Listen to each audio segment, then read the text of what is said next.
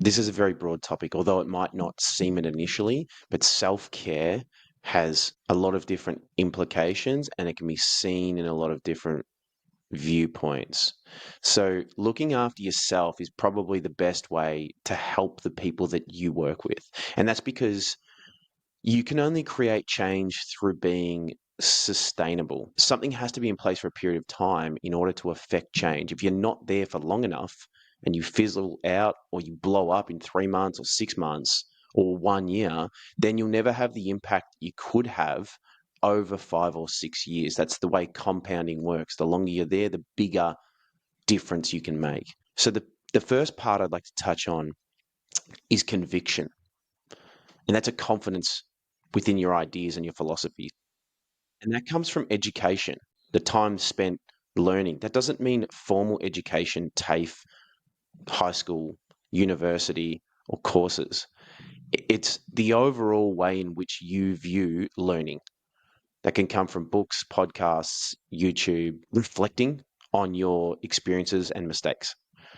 So the next one is tacit experience. That's your realized real life experience with either issues or experience working with people and solving problems. That gives you the most conviction because you're learning firsthand and building that confidence and learning from it hands on and experiencing everything that comes along with it. Repetition is critical for this line of work.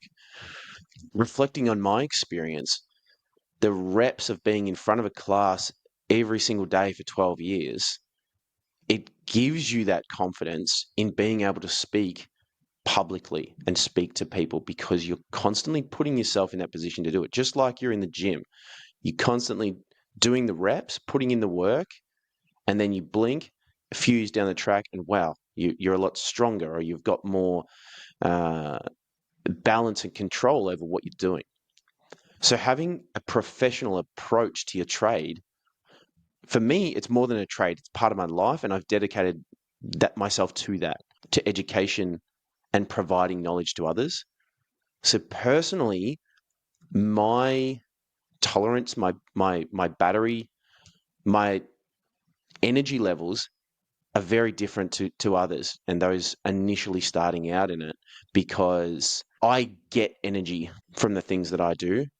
But when you're starting something new or a little bit different, it zaps and takes energy from you. And I've turned it into a habit and a hobby. So I don't want people to compare themselves with others, whether that's me, another support worker, or anybody else. You need to look at it objectively and find what works for you and how you can benefit from the way you interact in this field. And if you're finding it difficult, it might be because you don't have conviction behind the things that you're saying and the things that you're doing when you walk into a conversation or you're dealing with a problem.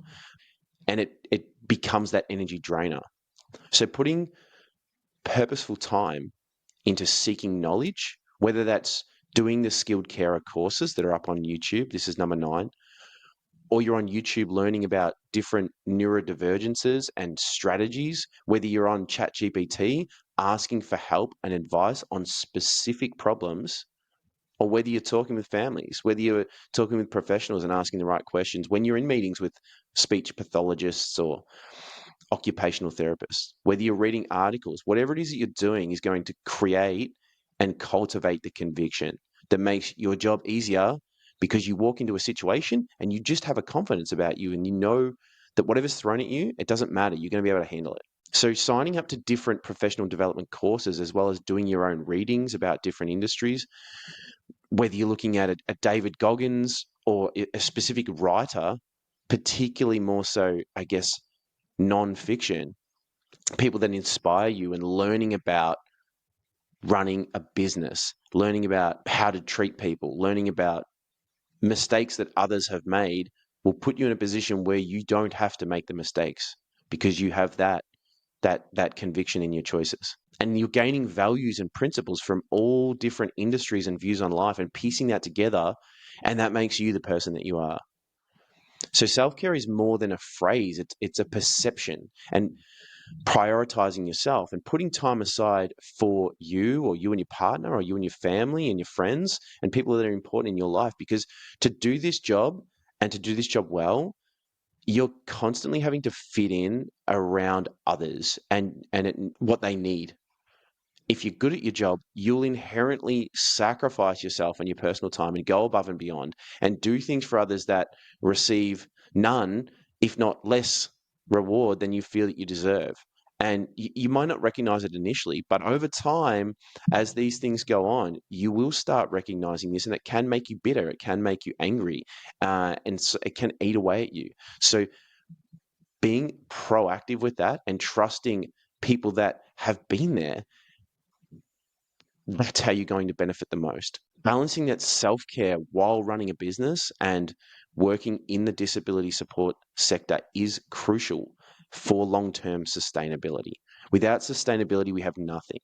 So, a few practical tips when you when you're running your own business, that's hard enough, and you're doing it in an industry that's extremely intimate, emotionally heightened, and difficult as well. So, setting boundaries and clearly defining your work hours, and that might mean being upfront. Yes, you need to be flexible.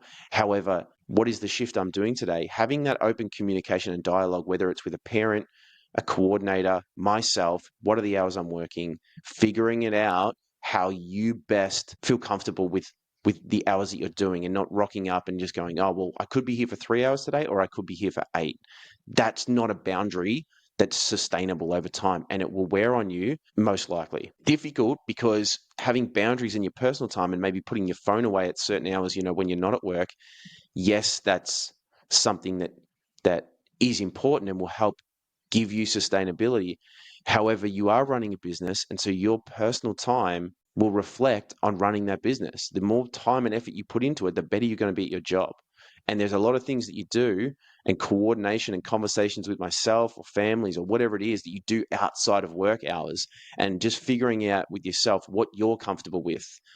Sometimes putting the phone away for 2 or 3 days could result in a major issue. Sometimes working with a family who expect responses to texts, letting you know, hey, can you fill in this shift? Well, I put my phone away at 6 p.m. So I know you asked me at 6:05, can I fill in this shift for tomorrow? And I never got back to you. That's going to frustrate them. Now, that's okay, as long as you're okay with the outcomes that come from that.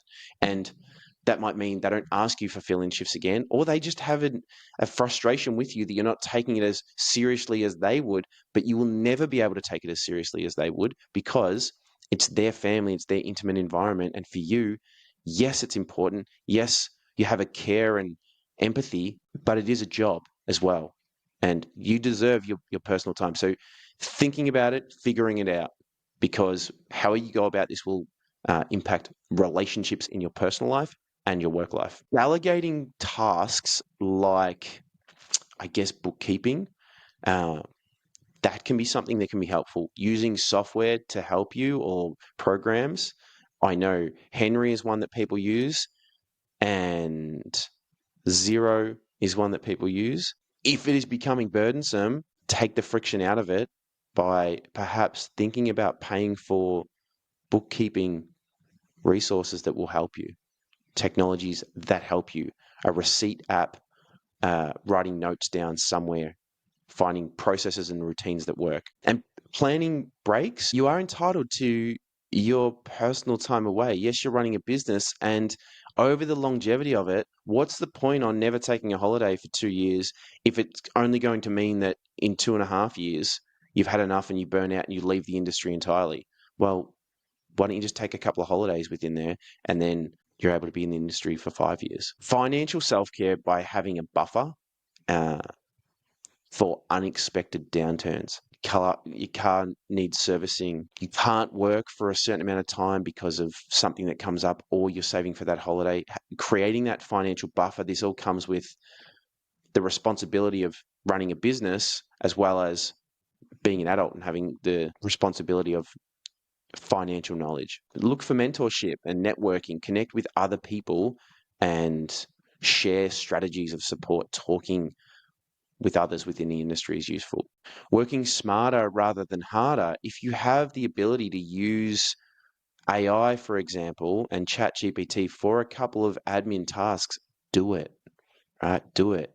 Write your notes. I love using talk to text, which is probably why I miss a couple of grammatical things here and there, but it makes my life easier and I can be on the phone or writing emails, talk to text all day, and it's not burdensome. My eyes aren't going to blow out my head because I've been staring at a screen typing all day. And I find that easier. So I'm going to do it. Staying up with industry changes, but trying not to overload yourself with unnecessary training. Find what's necessary and what isn't. If you're doing no training, that's not good enough. You need to be having professional development in the way that works for you, whether it's podcasts in the car, whether it's watching videos, whether it's signing up because you know you need to be in that classroom, you need to have the tacit hands-on learning.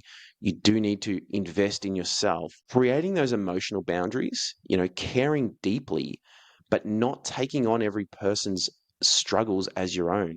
At the end of the day, you cannot help and save everybody. There's only so much that you're capable of doing. A lot falls back onto the individual themselves. If they're, you might be working with someone 2 hours a week, 4 hours a week. You're not going to be able to turn their life upside down and create this life experience that you think they want, but they may not want in that time. All you can do is to be there to support them emotionally and offer suggestions that eventually you hope that they take to benefit themselves in their own life. Seeing counseling or therapy, psychologists, that can be a positive thing in working your way through this, particularly if you are going through, it might only be a momentary time of struggling. That's an investment, again, to your sustainability and your overall health. What's the point on doing the job and working in an industry where you're giving to others if it means you're going to blow up and be out of the industry in a year's time? Prioritize your physical well-being. As a former PE teacher, we know that health has elements of social health, physical health, and mental and spiritual health all rolled in to make us, it physically and mentally affects the way that we view the world and our happiness. So investing adequate amounts of time in all of those things and trying not to over leverage one of those aspects, because that will lead to deficiency in others. If you're constantly doing spiritual health, then your physical health may suffer. If you're constantly prioritizing social health, then your physical and your mental health may struggle. Knowing your rights and being aware of the protections that you need in your workplace and what is fair pay and what are the available support systems. Know your rights, and whether that's talking to other people within the industry and getting that broader picture snapshot of where do I sit and what are the rules and what are my rights. Compassion fatigue can occur when you're spending too much time with one person, and it can happen. And so rotating clients is something that some bigger businesses do. However, it doesn't necessarily, that has negative aspects to it as well. And compassion fatigue is something that we should be aware of, knowing when you need to take a break and being able to put your hand up and say, look, I need to scale back my work with this one person.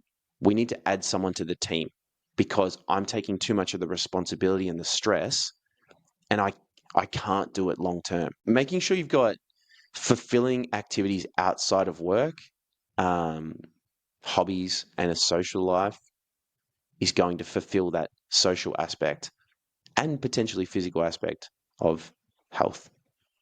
But practicing kindness and understanding towards yourself, most importantly. If you make a mistake, which you will, I make mistakes every single day. We make hundreds of them. Be kind to yourself and acknowledge your efforts and achievements, and know that it's a hard job and it's an isolating field where, although you're working with people and you're constantly giving them what they need, and you're sacrificing yourself at times for your own needs. But that's part of it. So understand that it is a hard job. Pat yourself on the back.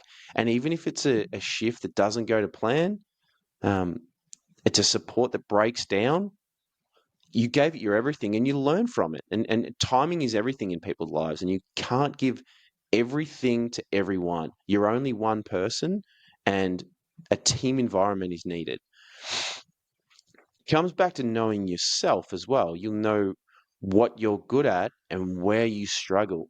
And it's not enough to just acknowledge, oh yeah, no, I know being on time, that's just something I'm not good at that, I know it's funny, isn't it? It's like, no, that's not good enough. When someone wants you at the start of a shift, they expect you there. Now you're creating anxiety and emotions in another person.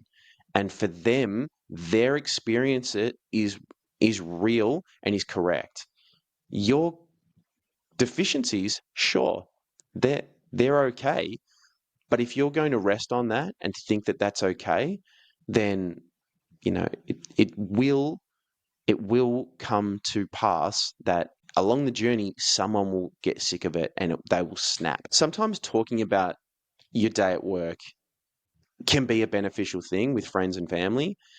Other times it can actually create problems, particularly in your intimate relationships.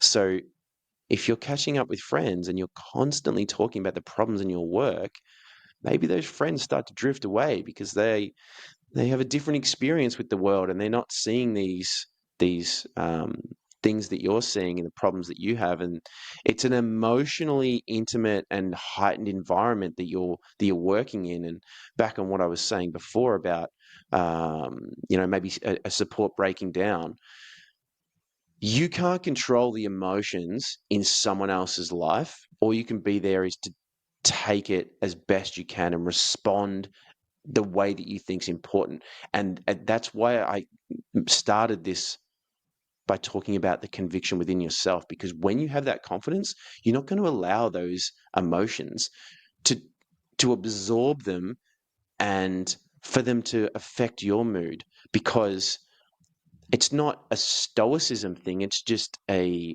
mindfulness thing, and seeing where you're at with the overall scope of your support and in your life, and knowing that you don't have to solve everyone's problems all the time. And that's going to benefit you because you will feel less need to debrief and unload onto others that sometimes isn't fair. Taking brain breaks, whether that's between shifts or whether that's yourself or the person that you're working with, they can be extremely useful. If you're expecting a lot of someone, and that might not necessarily be task that you think is all that hard. However, focusing for someone, just focusing on getting dressed or making their lunch, that can be an exhausting task for one person. So then allowing that brain break where then they've got a few minutes on their phone, or they've got ideally not your phone, but you play a fun game, or you're doing a physical activity to get that energy out. And every 45 minutes to an hour, particularly in the classroom, if I was expecting a task to be done, they would always give time for a brain break where it gives the individual a chance to just not have to think and concentrate, because that concentration, particularly for people with ADHD, can be really difficult. And people who've been on our camps will surely know this, that taking 5-10 minutes out to yourself, whether it's just to grab a coffee or go for a walk, take some one-on-one time, read something, it just gives you a chance to have a second to breathe and to recharge that battery. It's like a power nap. The chef goes home at the end of his shift and he'll sharpen his knives. He cleans them, he looks after them, he puts them away. The builder locks his tools in his shed, cleans his equipment, makes sure it's lubricated. We are our tool. So if you don't prioritize self-care, you'll either get burnt out, you want to leave the industry, or you won't be able to sustain it. And things will pop up along the way. You'll find yourself being short with people. Blunt knife is easy to see. It's not cutting right. But the way we interact with people and our mental health and our self-care is subjective. The way I respond is going to be different to the way somebody else responds when their battery is low. And you might not notice about yourself what's actually happening until you're exhausted, or you're fighting with your partner, or you're fighting with your kids, or you're being short with people. You're not being able to give yourself to the people that you're working with. And it's a real worry because we do judge ourselves so harshly, and that will compound upon itself. Then we feel a guilt about what we're doing and why we're doing these things. The more you practice pulling yourself up on negative thoughts or finding these holes, you'll be able to take a step back and you'll be able to see the bigger picture. But making time to reflect on your experiences and to celebrate the wins, because there's so many wins. However, our brains are designed to focus on the negative, and we feel negative emotions 2 to 3 times more impactfully than we feel positive emotions. So it's so important to celebrate our successes. And by doing that, you're allowing yourself gratitude.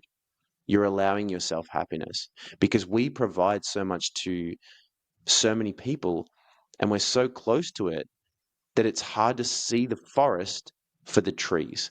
Sustainability in this field requires looking after yourself so you can continue supporting others effectively.